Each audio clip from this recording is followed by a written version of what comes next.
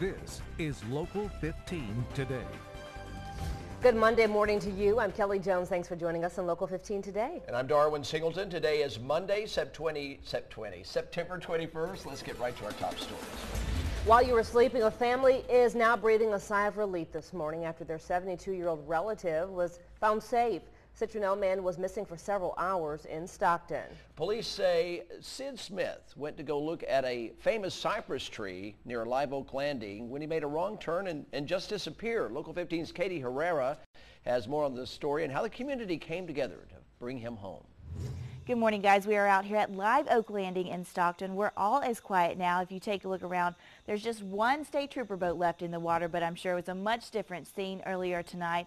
And the quiet sound that is out here is actually a sound of relief, as 72-year-old Sid Smith from Citronelle was found safe and sound.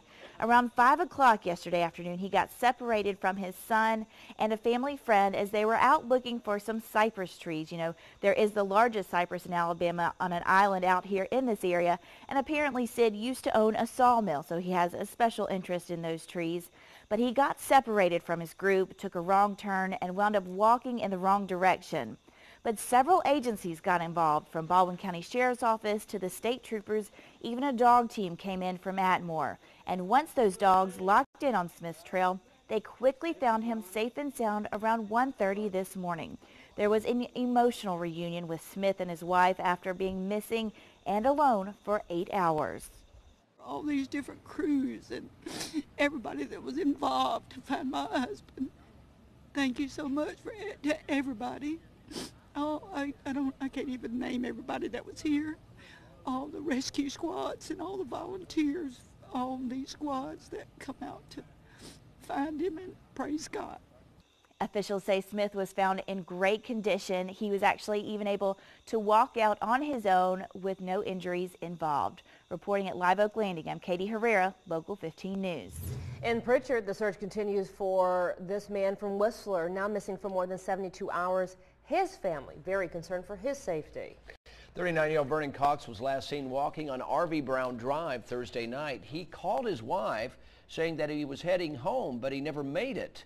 This weekend, his loved ones canvassed the community, praying for his safe return. His wife says she has a gut feeling that something bad has happened. You're just thinking what's really going on, where can he be? We are in the turmoil over here because we don't know nothing. Ain't nothing we can do. We feel helpless. Pritchard police say they are investigating this as a missing persons case.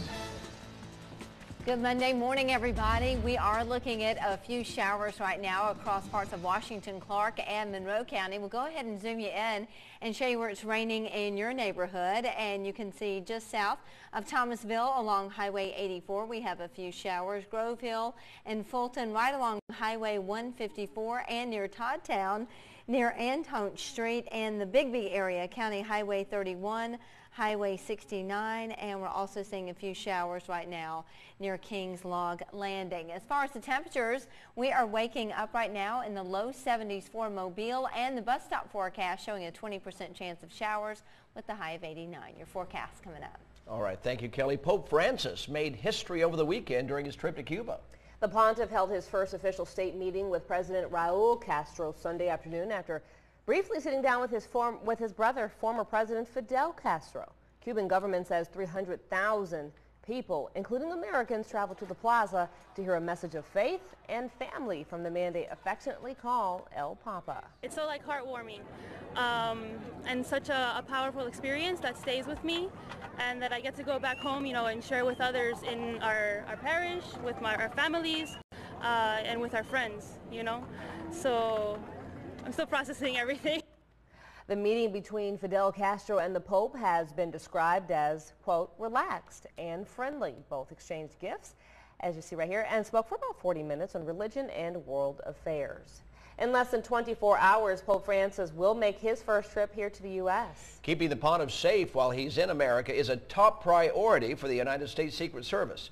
The group is the lead law enforcement agency charged with making sure Pope Francis is safe, as well as those who come to see him. Our Jennifer Donlin is showing us how the Pope's desire to be close to the people will be a huge security challenge. Pope Francis is a living, breathing, walking symbol of the Catholic Church, whose soaring popularity has endeared him to millions and made him a target. There's been a massive amount of planning and coordination in advance of these events. From the moment the Pope lands on U.S. soil, he will be under the protection of the United States Secret Service. All three legs of the papal visit, D.C., New York, and Philadelphia, are designated national special security events. It's not just the Secret Service protectee that falls under our umbrella, it's the general public and everybody attending these events that fall under umbrella, and that's why you'll see so much more security. Well ahead of the trip to D.C., Secret Service leadership traveled to the Vatican to meet with the Pope's highly trained security force, the Swiss Guard. Guards in turn made multiple journeys to the district for the intense, layered security planning. The 48 hours Pope Francis spends here will put multiple law enforcement agencies to the test. I'm absolutely confident that we will have a very, very successful visit by the Pope, and we won't have any issues. The entire D.C. Police Department will be mobilized during the Pope's stay. Officers will support the Secret Service and be out in full force in the city's 7 districts, so routine patrol and service won't be interrupted. And the Secret Service says it's aware of all ongoing crime issues in the city occurring in and around the event sites. I'm not worried about security at all. Do you worry about his safety here in the United States? Not too much. Detailed information about the security plan can't and won't be released. But there's one well-known fact. Pope Francis likes to be close to the people. It is a security challenge, but it's no different than the president. The problem is, with accessibility comes a danger. I mean, if you can get close to the Pope, you can get close to the Pope to do harm as well. Safe to say, countless people will be praying that doesn't happen. In the district, Jennifer Donnellan. And the Pope is set to arrive in D.C. tomorrow afternoon. Don't shoot an innocent kid. The kid didn't do nothing to you whatsoever. They don't deserve that. A family is mourning the loss of a 10-year-old killed following a drive-by shooting, the event the child was at when someone opened fire.